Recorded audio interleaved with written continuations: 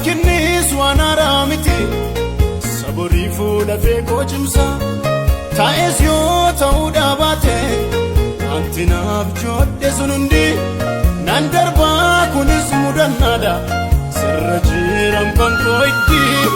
diinafu beeka yaanni kee eegee guyyaasaa argachuu yookiis dhabuu qabannoo rakkoo mataasaa diinafu kaa beeka yaanni kee eegee guyyaasaa beekus taa'e wallaadeebu qabannoo rakkoo mataasaa kaa'ummaa miti